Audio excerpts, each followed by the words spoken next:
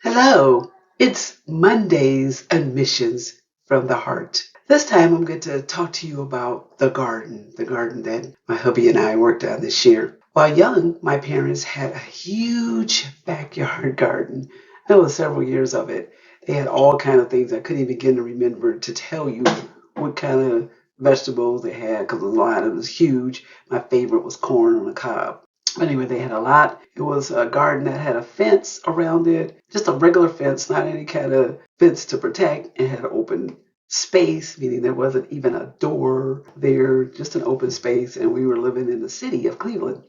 So anyone could easily walk in, animals, people, whatever. And we also had above a section there that was like a patio, and then above that patio was tons of grapevines. So with that grapevine, we would also press those grapes and make wine with that. So that was fun fermenting that. And well, the fun part wasn't having all the white spiders in our house when we did that because white spiders go with that. And then I love corn, and corn sometimes have little worms in them. So but it's so good. That's just part of farming or part of gardening. You got to deal with the insects that try to eat those things that you plant. So that was an exciting time just doing that as a kid. Not even a kid, meaning a teenager, because when we was doing that, I was a teenager. So then my husband and I got married, moved into our own larger space in the suburbs. Our garden, our yard, our backyard didn't have any kind of fence around it. I'm trying to even remember because it's a little different now. It's something that was different because back in the day, the people next door might have had a fence, but it wasn't around our garden. So we didn't have a garden with a fence around it because hey, that was not something I was conditioned or trained to do because at my father's house, the fence that was there was just a fence to encircle the backyard, not to encircle the fence already. So since we had this open backyard garden in our house, my husband and I, deers, birds, rabbits, whatever else had a field day with our garden. But we did manage to get some crops, but it wasn't as much as we wanted to, especially the corn, because the corn is just, the birds and probably the deer. I think it was something else they might have wanted. I had to get feasted on that deer. So during that time, kind of let that go because of just couldn't figure out what was the issue. Okay, fencing maybe. I don't even know because I don't even know. But I know we decided they're not doing this garden thing. Not because of the rabbits and the animals and whatever that preyed on it. It's because it was a lot of work. We both were still working still. So we had children to raise, and it's just a lot to do that and raise a family, go to work, mainly just to go on to work. I mean, woo. And I had never realized until then that being in the city, there were at that time hardly any animals, so they didn't have to worry about it, even with the fence open, where out in the suburbs where we lived at, there was all kind of animals. So it was a different thing. So then one year, I don't remember when it was before the pandemic. Every time we think of something, it's always before, during, or after the pandemic. So sometime before the pandemic, like 5 to 10 years ago, I tried a city garden that our city offered to the residents, but the soil there was horrible and it was extremely hard to labor. I mean, you really had to toil it, had to do all kind of stuff just to get the soil together. So it was really bad. There was a guy, a resident that was a real farmer. I can't remember what state he came from, but he was a real farmer. But he was the only one that had some major excess because he actually came in, toiled it like he would have did any other farm would have done with the tools and equipment that he does to do that. He did something to the soil, fertilize it, whatever he did to it. So he had nice, black, rich soil where the rest of us had clay and muck and yuck. It was just horrible. But he had huge success. I mean, everything he planted was just like through the roof, huge. He had corn on the cob, my fave. And it was just like, wow, he did it. But he did the work. He had the equipment. And that was something at that time I was like, man, I was still working, trying to do a city garden and trying to toil the soil, let alone put plants in it. Oh my gosh, that was literally back breaking work. And it also happened in a pandemic. It happened in a drought year. So that meant you needed to water it more. And since it's a city garden, it meant it's not close. I have to go down the street to visit it on occasion to do that. And when I'm working and doing all these other things, it was just hard just to get down there to attend to that garden. So, however, during the pandemic years, the garden called me because I don't know what it is. Because it's not like I consider myself having a green thumb. My mom did. She did have a green thumb. I mean, she made plants in the garden, but she had plants in the house, and it was just of a thrive. I wasn't that kind of way. I had plants in the house, but it wasn't like I did anything in particular. It's just because I had plants in the house, probably because my mom gave me a cutting, and boom, I got another plant in the house. Not because I went out and did stuff and I like this and I did something and attended to it. It wasn't like that. Not at all. She was the one with the green thumb, along with other skills like sewing. So anyway, so somehow the garden called to me again. I don't know what it is. It's just something about having fresh vegetables that you can pluck as opposed to going to the grocery store and buying something that you really don't know where it came from, how it was planted, what's, you just buying this thing and you haven't a clue. So something about the garden, you know exactly what went to it, how it's been planted, what you did to it, on and on, and it's right there, real fresh. So I just know I needed another plant, better plant. I said, but I wanted to do this garden thing. So my husband and I knew we had to build the garden before we planted a seed because of what I just said, all the animals and things. Because our backyard sometimes look like a Noah's Ark. There's all kind of things: turkeys running through there, foxes running through there, deer. This is just all kind of things that's running through there. Rabbits, every now and then you'll see hawks and all kind of birds. It's just a ton. So we have to protect our garden, potential garden, from nature and not from the people who wanted to feast on the plants. So I came up with this idea of using what do you call those things? Plant boxes. Because I've seen them other places and they were like successful with other places. Like, oh, that's a good idea. I'll have it a little higher up, and then the wall itself is kind of a little protection. So we said, okay, let's try these boxes. And you can see this picture here that one of the boxes is long and two of them are short. So that was going to be the start. And then we bought soil, some rich potting soil for gardening that was fertilized and all kind of good stuff in there, and put the soil in there. So as the plants started to grow and get above, or not even get above, just to start to grow, then we put a mesh around the boxes to protect them from the rabbits, the deer, the birds, and whoever else that might want to get the young tender shoots. They weren't yet above the boxes, but they were there. I mean, you see something green, something out there, like, oh yeah, let's shout out on that. So there we go. So then we put this here mesh around all three of those particular boxes. We also, as the plants grew taller than the mesh, we had to take the mesh down and then put up some black fencing around the boxes to help keep smaller animals like rabbits and smaller rabbits. I mean, like, rabbits is the main ones because rabbits really, really want to get up in there. So rabbits, whatever, small creatures that would either dig under or climb up. So these things are really tall, so they're going to really have to, in a rabbit's case, jump over it and then jump back out. So since they're kind of narrow. But the funny part is, talking about rabbits, and then we also, in addition, let me get back to the rabbit story, but I want to finish this part, put up the black fencing around the boxes, and then we put up, these three boxes are under an old gazebo that you would use for screening to keep the bugs out. We used to have a picnic table in there and would have barbecue and that kind of stuff. So we decided to use that framing for the gardening instead of using it for what we used to do, because the canvas that was on the top dry rotted. So we said, well, let's keep the structure and use it for something else. And the garden was a good idea. So that's where this framing is coming from.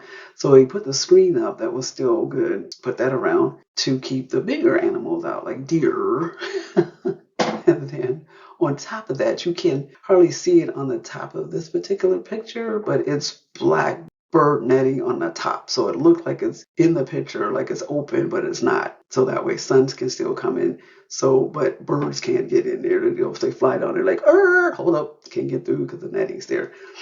So sun can get in, but nothing else can get in. So that was a good way to keep the deer out, the birds out, small rodents, rabbits, squirrels, whatever, things that you can think of that want to take a tasty bite of our garden.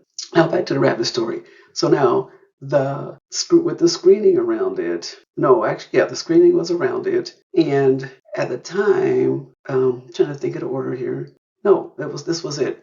We put the screening up before we put the black fencing up. And then I happened to look out the window because we weren't even thinking about doing this fencing thing. This fencing came from a source next door. Some neighbors actually gave them to us because they had extra fencing for something else, and we ended up using them. But anyway, we just had the plan was just to have the screen up from the gazebo with the boxes inside, mainly to keep out the deer. And then I forget what our original plan was as far as keeping smaller things out, because smaller things can still get up under the fencing and come on in. So anyway, I looked out one day and I said, wait a minute, like there's a rabbit in the darn gazebo in the fencing. I can see the ears. I'm like, oh my gosh, we both run out there. So we're trying to run out there to help to get him out. So we don't want him to nibble on the things, because you can see they were at that height. They were about this height in that picture when the rabbit was in there, but there was no black fencing. So the rabbit was losing his mind. He was not trying to eat anything. He probably went under because at one time, remember, it was open with the mesh on it, and then we put the walls up. So I can imagine rabbits, deer, anything else, because we saw the deer doing the same thing, walking through, and then all of a sudden this wall comes up and like, hold up, now our pattern has changed, and maybe the rabbit was in that boat. I don't know how he got in. He somehow got in under the screening. Like I just said, it's going to be easy for anything that's small to go up under, raccoons, anything to go up under, because it wasn't made that way. We had it tied down, but you could still go under because it wasn't tied down all the way around, just at points. So anything could still crawl up under there. So the rabbit got in somehow, and he had the hardest time trying to get out. He was flinging his body. I don't know if he was doing it because we were standing there out there trying to get him, but we were trying to help him get out because he was flinging his body from wall to wall. I mean, all four walls. He would run, throw himself on the other wall. Then he would run, turn around, and throw himself on the other wall. Then he'd run, throw himself on the other wall. All four, back and forth, trying to get out, because he was just freaking out because he got trapped in there. He probably thought it was some kind of human death trap. Like, man, they lured me into this thing with all these delightful green things, and now they're gonna take me and put me on that plate. So he managed to, we tried to help him, but we didn't have to because he managed to get up under and gone. I was like, wow, I've never seen a rabbit do that. Just flinging himself around like that. I wonder if he was bruised after all that. So then we were like, oh, hold up, the rabbit's in the thing. So we need to put some other security up, and that's where the black fencing came up, so that if the rabbit do get in there, which they can do, like I just said, anything small can get in, the fencing would keep them out because it's really tall, it's in the ground. So, and that's what that happened there. So we didn't have not that we know of any other things they got in there. If they got in there, they didn't ever eat anything. So anyway, so we also had another box made out of, I don't know if that was cedar or some kind of wood, where we put blackberries, raspberries, and strawberries in there, and then some other flowers, which are, trying to see in this picture, are they in there? I think the flowers are in there, but you can barely see them because this is when we first started. The flowers might not have been in there yet. But anyway, blackberries, raspberries, and strawberries, we had them all in there. And unbeknownst to us, we find out way too late. Some of you are gardeners probably are like, what are you guys doing? We didn't know. And the crazy part, for this whole gardening situation, I have two people that are great gardeners in our church. And one of them he could be a horticulture because he really knows his stuff. So I've been getting advice from them about how to do what and whatever. And I would have thought, why would I ask anything about blackberries, strawberries, and blackberries, raspberries, and strawberries? Why would I ask about that? It just thought running around. Come to find out later that those are the three that should not be together. They should be blackberries. Raspberries need to be 100 to 700 feet apart, away from each other. You can tell in this picture they are not that at all. And then the strawberries on top of that causes issues, especially the strawberries. I'm gonna forget what I was trying to say just that quick. The raspberries bring disease to the blackberries. So blackberries and raspberries can't be together. That's why they got to be 100 feet apart. So, and then the strawberries just do crazy things with both of them. So all three of them cannot be together. That's just not cool. You can't put blackberries, raspberries in a soil where strawberries may have grown even 5 years ago because they put stuff in the soil and it's still in there years later. So you can't even plant them where strawberries used to. And then strawberries grow like weeds. So, they just grow fast and you really have to keep clipping them back to keep them from going crazy, which ours did because they started out in this picture really small. But now those suckers are nice, healthy, big leaves. And then I've been clipping anytime they shoot out some, oh, we're gonna plant out another little strawberry group over here, another little group over like, oh no, I've been clipping you guys back. So next year we're got some other plant. One, we gotta separate the blackberry strawberries and either put them somewhere else, or I don't know what we're gonna do with these guys because they're bigger than us now, and they're in a different kind of health situation because of the fact that they did this mixing that they shouldn't have been together, and they're not as healthy as they should be. But the strawberries are in going like a weed. So literally, we're gonna take the berries out, the raspberries and blackberries, and put them somewhere else. But let the strawberries have this whole box for next year because they're nice and healthy. So now I won't clip them as much just to keep them from coming out the box now. To let you guys do what you want to do because wow, they're having fun with the box and sending out their little stuff that they cause issues with the blackberries and the raspberries. So we said, okay, let you have your own space. That's next year. So we're right now in the process of figuring out what we're going to redo with that because we're in this transition because now it's September and we're going to go into October. So here we go. I was planning on with the garden doing different phases of planting where you got the cold winter plants, you got summer plants, you got spring plants, blah blah blah blah blah. And I was going to try to do something in the winter over into the deep fall into the winter, but at this point I'm like, nope. I'm just gonna let that chill. Maybe I'll do this next year. So now we're just in the process of taking the garden and flipping it and doing this, getting the soil ready for next year, and then starting to dismantle some of this stuff here. So we had those separate boxes there. Then we had some not regular nature issues, even though that was a nature issue with the raspberries, the blackberries, and the strawberries. And the flowers, they were cool. They were just there. They were extra pollinators, and they were just there helping out the garden, helping out this box, the raspberry, blackberry, strawberry box, in spite of the disease that the raspberries put out and the strawberries put out. So anyway, we had other issues with all the boxes. All of them had mushrooms, which was cool. I mean, because actually was saying that their soil was rich, but sometimes it could be a pain just having them there. So we always was plucking those out, getting those out, so it wouldn't cause any more, letting them stay in the ground. But that was a good sign that okay, we had some really good rich soil. And then I had planted some cabbage, and that was real mysterious. They were coming up just fine, beautiful, blah blah blah. And then somehow it just looked like something like insects or something must have just devoured them. I'm like, the heck? And only the cabbage. I mean, it had lettuce, all kind of stuff in there, but the cabbage was like, what happened? I don't even know what happened. But you could tell, like, something's eating on these that's not like a rabbit or anything like that, like something small, microscopic insect, something. But they were all gone. So, like, that was kind of strange, especially since nothing else got eaten. So, something about them purple cabbages, they really, I still have no idea to this day.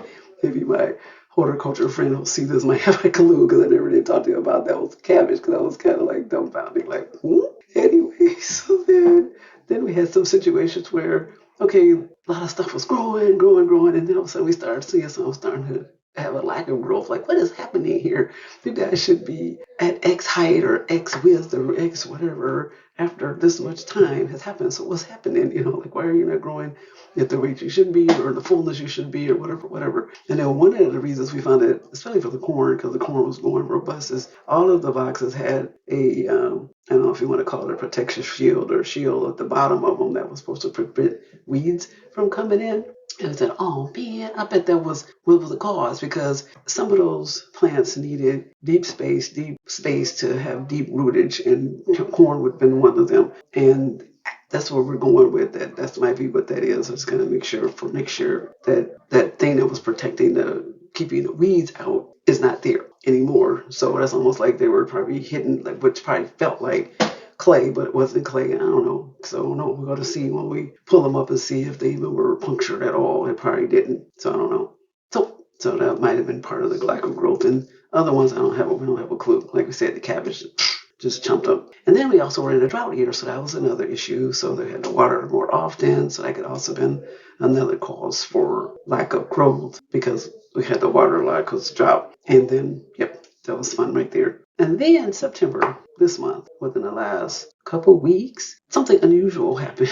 in the nature world again. So now we're at the end of our gardening season, getting ready to relax a moment. Still have tomatoes up there, still have, oh my gosh, green beans. Carrots I'd already harvested, so that whole section was just dirt now. So our carrots were gone, the corn was chopped down and whatnot. So we had still had tomatoes, some flowers, and this weird thing called broccoli. But I call myself planting broccoli, but it didn't turn out looking like broccoli. So I'm wondering if I mixed up my seeds or something. I'm like, this looks more like either greens or something. It's like broccoli growing like this. Okay, I don't know. I don't know what's going on with that one. But anyway, so this is what we was having left, and then we were getting ready to wrap it up because we had this going on. Then we noticed that the screening, one day there was a big tear in it. Like, what the heck? And it hadn't been no rainstorm, it had nothing. So it's like, what the heck? There's a big tear here. Like something been in here. And one of the plants, one of the flowers in there that's in a flower pot was knocked over, but nothing was touched, just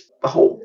Actually, it was two holes. And then couple of days later, like all the panels except two had tears, So we're like, what is going on? It's like somebody's having a field day here. And we started realizing, okay, something now is getting into there. Couldn't tell it was rabbits because rabbits are smart and they will really get into it. Maybe they were cohorts with the things. But now we're thinking more that it was deer because deer love tomatoes.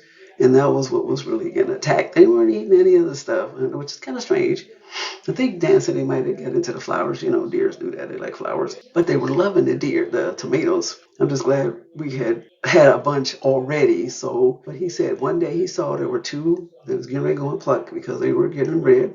And then he come in the next day, they were gone. And then I told him, yeah, look, there's a big opening here, not just the missing tomatoes, but like a couple missing branches. But deer like that too. They love the branches, they love the tomatoes. So we're not sure, and it must have been them because we have seen mama deer and a couple baby deer at one time looking at the thing, and then the baby deer looked like it was like, Mom, we want to get in there, we want to get in there. And she's like, we can't get in, we can't figure it out. So I don't know if they figured out, I don't know if they took their hooves and started tearing into the screening to get in there, and then they said, we don't need but so much but just to get our head in and reach in, because they got the height, they just reach down and just chow away, and that's what's been going on right now. So let me see if this video will work, because you can see a little bit of what that screen looks like, because I took a little short video so you can see the damages, screening around it. So, and it's all low, which is interesting. So yeah, maybe a deer would be doing like that because it's low, and then they only needed to get their heads in there and chow on it. And this is just zipped open. We just left it open because, like, what's the point now in keeping it zipped up anymore, because they're getting in it, because we're at the stage where we're getting ready to get the garden ready for winter so we can get ready for next year. So protecting the garden is not like 100%. We don't care anymore. So whatever's out there, the animals can have it. Somebody has to come by, I don't know, a homeless person walk by and they want to grab a tomato too. That's good too. Because even in the Bible it says, should leave something for people that are less fortunate, but want some of your food. They don't have it, because we got plenty. We had so much. So there we go. So this garden, talking about having so much, this is just a picture of three of the things that we had plenty of. We had all kinds of carrots, tons and tons of carrots, so much so that we gave some away. We had tons and tons of tomatoes that we gave some away. And then we had the raspberries and the strawberries. I couldn't get the raspberry picture on here, so I just left the blackberries. Blackberries and raspberries, blackberries, strawberries, and raspberries. That's right, we had three. So we had plenty of those. So it was plenty, in spite of the little plight that was going on, the situation I was telling you about the strawberries, raspberries, and blackberries being together. They all still produced. It's just that now we just know they shouldn't be together, because in spite of the being in the wrong location, they still produce, and now they're not looking as good as they used to. So we'll see what happens for next year. Anyway, so that was such a wonderful thing that, in spite of the craziness that went over our garden, we still got plenty of stuff out of it. Fresh, all tasty. Woo! It was so good, so good. So I'm looking forward to the changes we're going to make next year and how God is going to make those a bountiful garden with the. In fact, we're going to add another one of those boxes because we're going to do something different for the corn. We're going to make it a little bigger for the corn. So we got all kind of plans. So we'll just see what happens next year. So we all know that the true gardener is God. He is always working for our good. And he is saddened when we allow Satan to harm his creation by outside sources that eat away or harden our hearts, steal our joy, or deceive us into appealing ventures. Because we definitely reap what we sow. If we sow sparingly, we will reap sparingly. If we sow generously, we will generously reap generously. And that's in 2 Corinthians 9:6. So God being the garden here, talking about it in John 15:1-2, it says that I am the true vine, and my Father is the gardener. He cuts off every branch in me that bears no fruit, while every branch that does bear fruit, he prunes so that it will be even more fruitful. Wow, just think of that.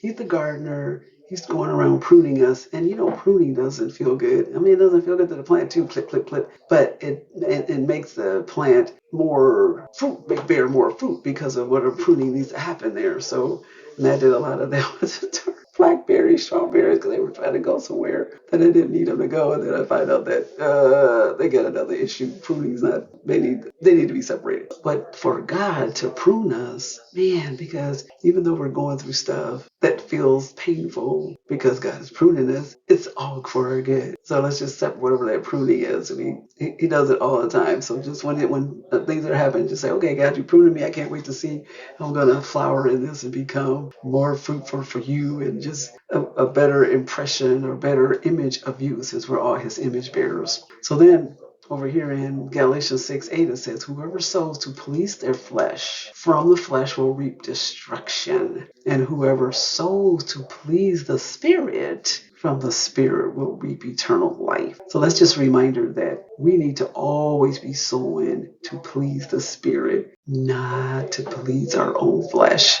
I mean, that's what Satan wants us to do. He wants us to please ourselves, not to be pleasing God. It's because he knows if we're pleasing God and we're living with God, doing what needs to happen with our relationship, with deepening our relationship with him, we get to live with him eternally. Eternally. Well, he definitely will not be living with him eternally. And he don't want to anyway. So, oh my gosh, so we just want to be sowers of the Spirit and not the flesh. So thanks for hanging around to hear about our garden escapade this year, and can't wait to share how it's going to be next year and what differences are going to happen and how I can get some corn, because I didn't get any corn this year because it didn't grow. It didn't grow tall enough. It was tried. I even had some little scrawny little corn on their cobs, but it didn't go nowhere. But it was still fun in spite of the craziness, because it was just great just doing it. And I don't know, it was almost like it was therapeutic just being out there, being in the soil. Just every time I come away, I felt like I actually worked up a sweat doing whatever it was I was doing. Whatever time I went out there, just to water. It's just something like, wow, we got a little workout of just being outside, because I have to be outside, and then just being in the dirt. I can't explain that. So, but it was just fun being out there and watching nature grow. How we are part of doing something like that. We are all sowers. We are all out there spreading the word. We are all planting seeds for others to know about God. We are either sowing the seed so that people can hear the word, and then we'll get a chance to reap that. But God is the one that's making everything grow. We put the seeds out there, he develops it. So we just all need to be the sowers that we need to be for God, so that others can walk with us as we walk our way to heaven. I'll see you guys in October in a few weeks, because it's the last day of September, and then we're going to talk about something else. In fact, I already know what we're going to talk about, and I just can't remember what it is. I'll come back next week, and you'll hear about what we're going to talk about on the next few weeks on Monday in Missions from the Heart.